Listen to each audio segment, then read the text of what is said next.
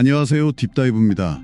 오늘은 그 최근에 일본 미야자키 앞바다 지진 소식도 있었고 또 특정 만화가가 예언했다는 그 2025년 7월 이런 얘기 때문에 다시 좀 주목받는 일본 대지진 이야기를 해볼까 합니다. 네. 이게 그냥 뜬 소문이 아니라 과학적 예측은 어떤지, 또 그게 우리한테 진짜 어떤 의미가 있는지 좀 파고들어 보려고요. 네, 맞습니다.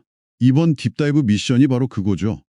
그 일본 지진조사위원회나 우리 기상청 같은 좀 공신력 있는 기관 자료를 봐야 하고요. 그래서 가장 우려되는 시나리오들, 그러니까 난카이 해곡, 대지진이라든지 아니면 수도 직하 지진 같은 거요. 이런 예측들을 좀 살펴보고 그게 한반도에 미칠 영향, 지진동이나 쓰나미, 경제, 사회 이런 부분들, 그리고 우리 대비는 어떤지 딱 핵심만 좀 짚어보겠습니다. 네, 좋습니다. 중요한 건 어디까지가 과학이고 어디부터가 그냥 예언인지 이걸 명확히 선긋는 게 중요해요. 맞아요. 그게 제일 헷갈리거든요. 그럼 바로 본론으로 가보죠. 일본은 왜 이렇게 지진 위험이 높은 건가요? 예전에 불의 골이다 이렇게 배운 기억은 나는데. 아, 정확히 기억하시네요.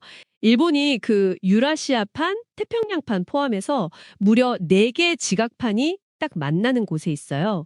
그러다 보니까 지질학적으로 지진이 잦을 수밖에 없는 환경인 거죠. 네 개나요? 어휴. 네. 여기서 특히 주목해야 할 과학적 예측 중 하나가 바로 난카이 해곡 대지진입니다. 이게 일본 남쪽 해안 따라 길게 이어진 아주 큰 해저 단층대거든요. 역사적으로도 여기서 주기적으로 엄청 큰 지진이 일어났던 기록이 있고요. 아, 그 난카이 해곡. 뉴스에서 저도 들어본 것 같아요. 지금 예측은 어느 정도로 좀 심각하게 보고 있나요? 일본 지진조사위원회의 발표로는요. 향후 30년 안에요. 규모 8에서 9에 달하는 초거대 지진. 이게 여기서 발생할 확률을 80%까지 보고 있어요. 최근에 좀 더 올렸죠. 80%요? 30년 안에 80%면 와, 엄청 높은 거 아니에요? 네, 굉장히 높은 확률이죠. 만약에 이게 진짜 현실이 되면 사망자가 최대 32만 명. 근데 이 중에 80%가 쓰나미 피해로 예상되고요. 경제 피해는 우리 돈으로 환산하면 약 1경 3,800조 원. 그 정도 넘어갈 수 있다고 예측돼요.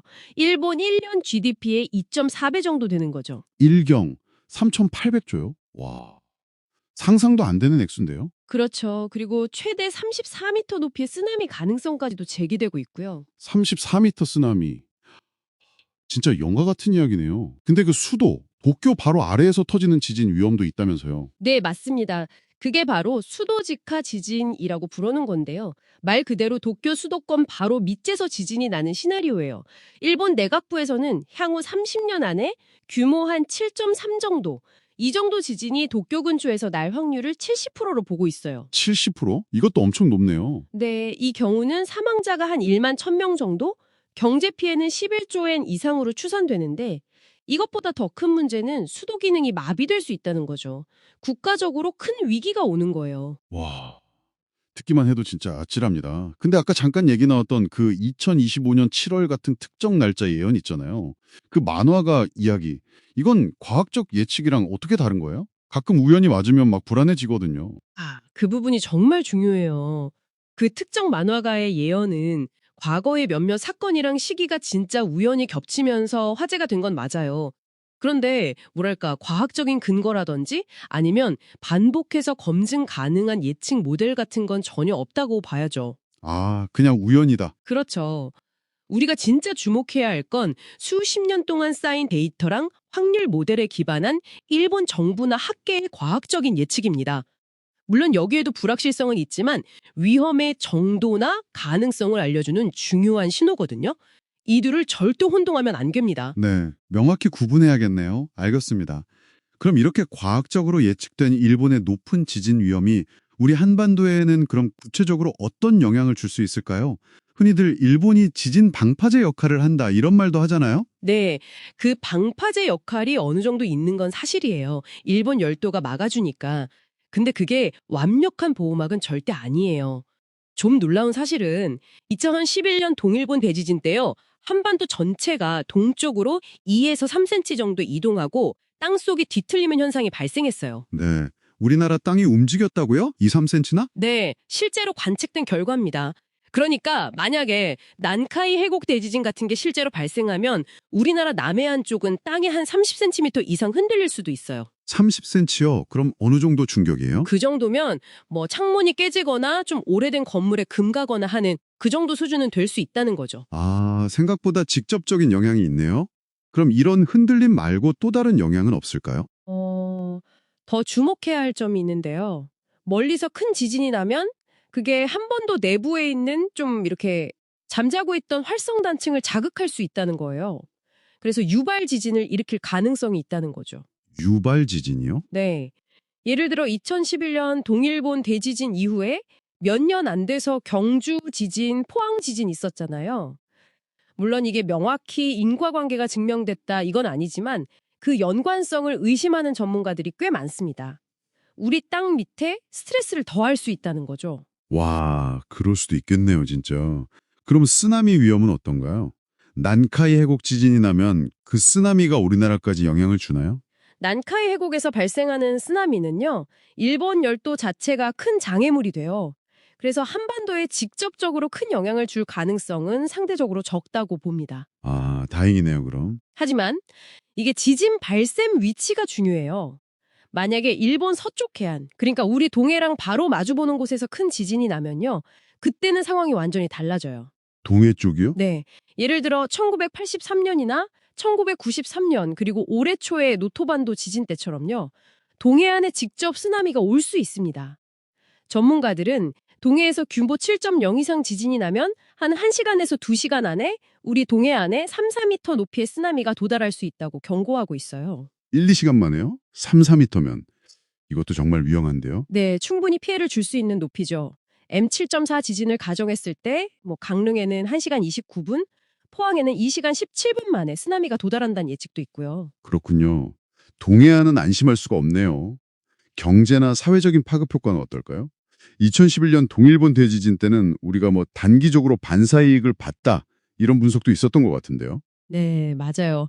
일부 산업에서는 단기적으로 무역 수지가 개선된다거나 그런 효과가 있긴 했어요. 근데 장기적으로 보면 글로벌 공급망 전체에 큰 불안 요인이 될 수 있죠.